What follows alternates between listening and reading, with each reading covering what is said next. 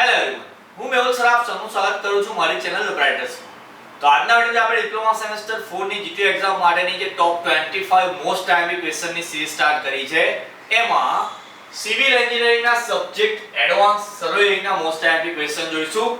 મેં પહેલા બી કીધું હતું એમ કે આપણે સેમ 1 થી સેમ 4 સુધી પહેલાથી હવે ટોપ 25 મોસ્ટ ટાઈમલી ક્વેશ્ચન આપીએ છીએ કે જેની મદદથી લોકોનું રિઝલ્ટ સારું એવું આવ્યું છે અને આ વખતે પણ આપણે લાવીશું. પણ જે લોકો કદાચ નવા હોય, પહેલી વાર વિડિયો જોતા હોય, તો એમના કોન્ફિડન્સ માટે અહીંયા એક વસ્તુ આ વખતે હું મેન્શન કરી છે કે જો તમે આટલા ક્વેશ્ચન તૈયાર કરીને જાઓ તે છતાં પણ તમે પાસ ના થાઓ તો આપણે આપણી ચેનલ બંધ કરી દઈશું.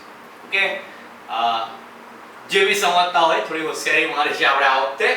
પણ 25 જે ક્વેશ્ચન છે એ હોશિયારીના નથી, એ તો હોશિયાર બનવા માટેના છે. તો તમારે આટલા 25 ક્વેશ્ચન ખાસ તૈયાર કરવાના. અને જો આ 25 ક્વેશ્ચન તૈયાર કરશો તો એટલું નહીં કે ખાલી પાસ થવાશે, પણ આ ક્વેશ્ચન એવા છે કે જેની મદદથી તમે સારા એવા માર્ક્સ સ્કોર કરી શકો. ઓકે, તો એડવાન્સ સર્વે ની અંદર વાત કરીએ કયા કયા ક્વેશ્ચન કરવાના છે આપણે. તો સૌથી પહેલો ક્વેશ્ચન છે explain the tachyometric survey, its principal, advantage and limitations. Actually આ બે ત્રણ ક્વેશ્ચન ભેગા કરી દીધા છે હું. આમાં આઈધર તમને એક્સપ્લેન ની સાથે સાથે મે બી એનો પ્રિન્સિપલ પૂછાય, આઈધર એડવાન્ટેજ પૂછાય, આઈધર લિમિટેશન પૂછાય, ઓર મે બી એવું થાય કે ટેક્યોમેટ્રી સાથે એના એડવાન્ટેજ ને લિમિટેશન ઓન્લી પૂછાતો હોય. બીજો ક્વેશ્ચન બી એવો છે કે explain the analytic lens with it's advantage and disadvantage. તો જો ઓન્લી એક્સપ્લેન એવું કીધું હોય તો 3 માર્ક નો ક્વેશ્ચન થાય, પણ સાથે તમને એડવાન્ટેજ કે ડિસએડવાન્ટેજ કમ્બાઈન કરીને પૂછે તો 4 માર્ક નો ક્વેશ્ચન થઈ જાય. એવું અત્યાર સુધી જીટીયુ માં પૂછાયેલું છે. પણ જો તમે આ રીતે આખો ક્વેશ્ચન તૈયાર કરો ને મે બી આ વર્ષે એવું થાય કે 7 માર્ક નો ક્વેશ્ચન આ લોકો આવી રીતે બનાવી દે કે જેમાં બધી જ વસ્તુ એકમાં પૂછી લીધી હોય, તો તમે એ રીતે તૈયાર કરો તો 7 માર્ક નો ક્વેશ્ચન બી તમારો તૈયાર થઈ જાય. ઓકે, ચાલો થર્ડ નંબરનો ક્વેશ્ચન છે draw a sketch of simple circular curve with its elements. Okay, એટલે ચાલો સિમ્પલ સર્ક્યુલર કર્વ એટલે ગુજરાતીમાં સરળ વર્તુળાકાર વક્રની આકૃતિ દોરવાની અને સાથે સાથે આકૃતિમાં જે તે જગ્યાએ જે ભાગ હોય એને મેન્શન બી કરવાના.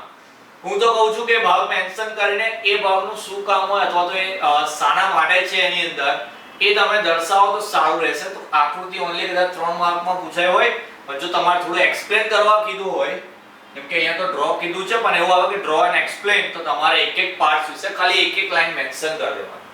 ફોર્થ ક્વેશ્ચન છે explain transition curve with sketch and writes its purpose. Purpose નો બીજો મતલબ છે નેસેસરી બી આવી શકે છે ભાઈ. પર્પઝ ની જગ્યાએ નેસેસરી, ગુજરાતીમાં હેતુની જગ્યાએ જરૂરિયાત લખેલું બી આવે, બંને એક જ વસ્તુ. એક્ચ્યુઅલી બે ત્રણ પેપરમાં હું જોયું છે તો કોઈ જગ્યાએ પર્પઝ લખ્યું છે તો કોઈ જગ્યાએ નીડ અથવા તો નેસેસિટી લખી. હવે પેપરમાં જે પર્પઝ તૈયાર કરીને ગયા હોય ને રિક્વાયરમેન્ટ કે નેસેસિટી આવે તો પાછા લોકો ગૂંચવાઈ જાય છે. તો હેતુ અથવા તો જરૂરિયાત બંને એક જ વસ્તુ છે. તો અહીંયા આપણે ટ્રાન્ઝિશન કર્વની આકૃતિ બી દોરવાની છે, સાથે સાથે એના હેતુ અથવા તો એની જરૂરિયાત બી સમજાવવાની છે. ઓકે, તો એના ભાઈ પાંચમો ક્વેશ્ચન છે define EDM with its function and advantages. જે રીતે પહેલો ક્વેશ્ચન હતો એ સેમ આ રીતે છે, કાં તો ઇડિયમ સાથે એના ફંક્શન્સ પૂછાય, કાં તો ઇડિયમ સાથે એના ડિસએડવાન્ટેજ પૂછાતા હોય. બંને તૈયાર કરવાનું, જે બી રીતે પૂછાય આપણે લખીને આવીશું. ઓકે, ચાલો 6 નંબરનો ક્વેશ્ચન જોઈએ.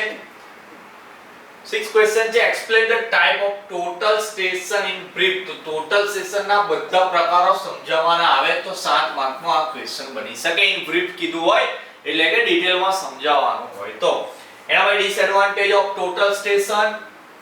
ઓકે, એટલે ટોટલ સ્ટેશનના ગેરફાયદા. તો જો કદાચ આ જે ઉપરવાળો ક્વેશ્ચન છે ટોટલ સ્ટેશનને બ્રીફમાં સમજાવવાનો છે, 7 માર્કમાં પૂછાયો, તમે તૈયાર કરીને ગયા, મે બી બે ત્રણ પોઈન્ટ તમે ભૂલી ગયા હોય તો તમે એના ડિસએડવાન્ટેજ પણ આમાં એડ કરી શકો છો. કારણ કે ઓવરઓલ તો ટોટલ સ્ટેશનની જ વાત છે, તો આપણે ટોટલ સ્ટેશનનું ટોટલ સ્ટેશનના ક્વેશ્ચનમાં લખી શકીએ છીએ. એને ગપ્પા ના કહેવાય, બરાબર. ચાલો ભાઈ આઠમો ક્વેશ્ચન છે short note of GPS with segments. Okay, ચાલો એટલે જીપીએસ પર ટૂંકનોટ લખવાની સાથે સાથે એના ભાગો બી દર્શાવવાના. જીપીએસ એટલે ગ્લોબલ પોઝિશનિંગ સિસ્ટમ એવું કંઈક છે, બરાબર. સિવિલ એન્જિનિયર હું છું નહીં કે સિવિલના સબ્જેક્ટ મેં ભણાયા નથી, પણ થોડી આઈડિયા છે. તો જે આવડતું હશે એ કહેતો રહીશ, જે નહીં આવડતું હોય એમાં નહીં બોલું, પણ તમને આઈએમપી હું પ્રોવાઈડ કરીશ કે જેથી તમે સારા એવા માર્ક્સ લઈ શકો. ઓકે, ચલો અહીંયા તો 3 ક્વેશ્ચન જીપીએસ ના જ. પહેલામાં એના સેગમેન્ટ્સ હતા, બીજામાં એના એડવાન્ટેજ એટલે કે ફાયદા અને યુઝેજ એટલે કે ઉપયોગો છે, અને ત્રીજામાં ફિલ્ડ પ્રોસિજર એટલે કે સર્વેક્ષણ કરવાની પ્રક્રિયાઓ જીપીએસ માં કઈ કઈ આવે છે. ઓકે ચલો 11મો ક્વેશ્ચન જોઈએ તો short note of UAV with its uses એટલે કે યુએવી પર ટૂંકનો લખવાની અને સાથે સાથે એના ઉપયોગો પણ દર્શાવવાના. explain DGPS with its advantage. DGPS એટલે GPS વાળું D for digital I think એ હશે. તો ડિજિટલ ગ્લોબલ પોઝિશનિંગ સિસ્ટમ ના ફાયદા બી લખવાના અને સાથે સાથે એને એક્સપ્લેન પણ કરવાનું છે. ફિલ્ડ પ્રોસિજર્સ ઓફ DGPS એટલે કે DGPS સર્વેક્ષણની કરવાની પ્રક્રિયા જેવી રીતે અહીંયા GPS ની હતી એવી રીતે સેમ DGPS ની પણ આવી શકે છે. તો પછી બંનેની કમ્પેરિઝન બી પૂછાઈ શકે 3 કે 4 માર્કમાં કે GPS અને DGPS ની અંદર શું સિમિલર છે કે શું ડિફરન્સ છે. ઓકે ચાલો 15મો ક્વેશ્ચન છે list of horizontal and vertical curves. Curves એટલે કે વક્રો. તો ક્ષૈતિજ એટલે કે આડા અને ઊર્ધ્વધર એટલે કે ઊભા વક્રોની યાદી બનાવવાની છે. યાદી બનાવવાની તો મે બી 3 કે 4 માર્ક્સમાં જ આવશે ક્વેશ્ચન. આજે ફિલ્ડ પ્રોસિજર વાળા ક્વેશ્ચન હોય છે એ 7 માર્કમાં પૂછાયેલા છે તો આ વખતે પણ પૂછાઈ શકે છે. ટેકનિક્સ વધારે આવતી હશે એટલે મે બી. ચાઇના ભાઈ 16 નંબરનો ક્વેશ્ચન છે types of circular curve. Okay ચલો આગળનો હોરિઝોન્ટલ અને વર્ટિકલ કર્વ વાળો હતો ક્વેશ્ચન. તો પછી આ સર્ક્યુલર કર્વ વાળો છે. એના ભાઈ modern surveying equipments and their uses 7 માર્કનો ક્વેશ્ચન છે કે આધુનિક યુગની અંદર એટલે કે મોડર્ન જમાનામાં સર્વેઇંગ કરવા માટે કયા ઇક્વિપમેન્ટ આવે. તમને તો ખબર હશે યાર તમે સિવિલ એન્જિનિયર છો તો પછી એ સાધનોની યાદી બી બનાવવાની અને એ લોકોના ઉપયોગો બી દર્શાવવાના છે. Function of microprocessor with memory unit એટલે કે મેમરી યુનિટ સાથે માઇક્રોપ્રોસેસર શું કામ કરે છે એ દર્શાવવાનું છે. 19 ક્વેશ્ચન છે GIS and its application એટલે કે GIS અને એના ઉપયોગો અને 20મો ક્વેશ્ચન છે explain ATR એટલે કે ATR સમજાવવાનું છે. એક ક્વેશ્ચન જીટીયુ ની અંદર એવો બી પૂછાતો હોય છે જે મેં અહીંયા મેન્શન નથી કર્યો. ફૂલ ફોર્મ લખવાના આવે.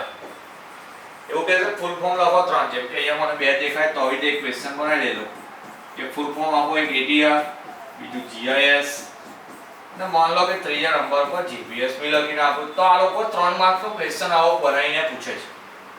બરાબર પણ હું હવે IMP મેન્શન નહીં કર્યું પછી પૂછાય દેવું નહીં કે IMP બહારથી પૂછાયું.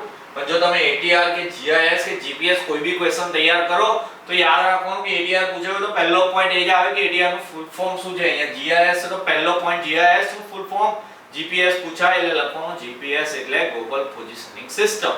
ઓકે તો ફૂલ ફોર્મ બી બધા તૈયાર કરી લેવાના. સાથે સાથે એક ક્વેશ્ચન કે જે બધી બહુ વાર પૂછાયેલો છે એ છે તમારો ડેફિનેશન એટલે કે વ્યાખ્યાઓ. ફૂલ ફોર્મ જેવી રીતે મેં 3 બતાવ્યા એવી રીતે વ્યાખ્યાઓ 3 ભેગી કરીને 3 માર્કમાં આઈધર 4 ભેગી કરીને 4 માર્ક્સમાં એવી રીતે 7 થી 8 માર્ક્સની વ્યાખ્યાઓ ખાલી પૂછાય છે એડવાન્સ સર્વેની અંદર કે જેમાં કઈ કઈ વ્યાખ્યાઓ છે એ બી તમને અહીંયા મેન્શન કરીને કહી દીધું છે. બહુ મહેનત કરવાની જરૂર નથી. જે મટીરીયલ અહીંયા પ્રોવાઈડ કર્યું છે એના ક્વેશ્ચન આન્સર જાતે એક જગ્યાએ લખી લેવાના અને એમાંથી જ વાંચવાનું. બુક હોય કે બીજું કોઈ મટીરીયલ હોય એને જોવાની જરૂર નથી. આ 25 ક્વેશ્ચન છે એના point wise step wise answer લખી દેવાના. એ જ મટીરીયલમાંથી મતલબ તમે જે લખ્યું હોય તમે એક્ઝામમાં જેવી રીતે લખવાના હોય એમાંથી જ વાંચવાનું ને એમાંથી જ આપણે એક્ઝામમાં જઈને લખવાનું. તો કઈ વ્યાખ્યા છે સિમ્પલ કહો એટલે ગુજરાતીમાં સરળ વક્ર, કમ્પાઉન્ડ કર્વ એટલે મિશ્ર વક્ર, રિવર્સ કર્વ એટલે કે ઉત્તમ વક્ર, street map, topographic map, aerial photography, length of tangent એટલે કે સ્પર્શક લંબાઈ, લેન્થ ઓફ કર્વ એટલે કે વક્રની લંબાઈ, ડિગ્રી ઓફ કર્વ એટલે કે વક્રના અંશ, લેન્થ ઓફ લોંગ કોર્ડ એટલે દ્વિજીવા લંબાઈ, એક્સટર્નલ ઇન્સર્ટ એટલે કે બાહ્ય અંતર અને મિડ ઓર્ડિનેટ એટલે કે મધ્ય યામ. તો આ તો બધી વ્યાખ્યાની યાદ થઈ ગઈ પણ સાથે સાથે એક દાખલો બી પૂછાય છે. દાખલો અહીંયા એડ કરવાનો રહી ગયો ભાઈ.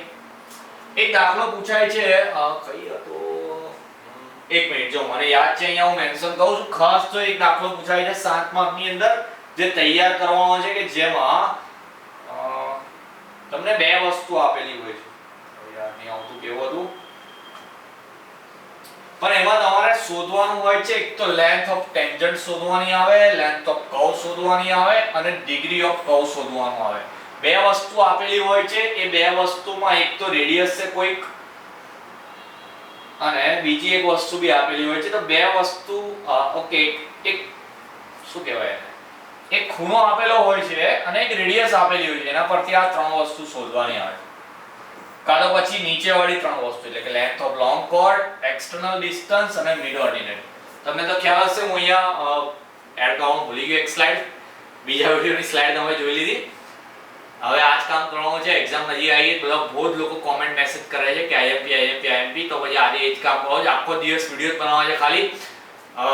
એકચ્યુઅલી વિડીયો તો તમે દેખતા હોય તો 8-10 મિનિટનો વિડીયો થઈ જાય, પણ એની પાછળ બધા બહુ મહેનત થાય યાર. પેપર કેટલા બધા ડાઉનલોડ કરવા પડે, મારે બુક જોવી પડે, થોડી સિક્સ સેન્સ ચલાવવી પડે કે આ વખતે કયું પૂછાઈ શકે એવું. તો એ મહેનત થોડી વધારે છે. એ મહેનતની અંદર થોડું એક સ્લાઇડ કરવાનું ભૂલી ગયો, પણ યાદ રાખજો એક ન્યુમેરિકલ એક દાખલો કમ્પલસરી તૈયાર કરવાનો છે કે એમાં આઈધર આ 3 વસ્તુ શોધવાની હોય, આઈધર આ બીજી 3 છે શોધવાની આવે. ઓકે, પૂછાતું જ હોય છે એટલે તૈયાર કરી લેવું.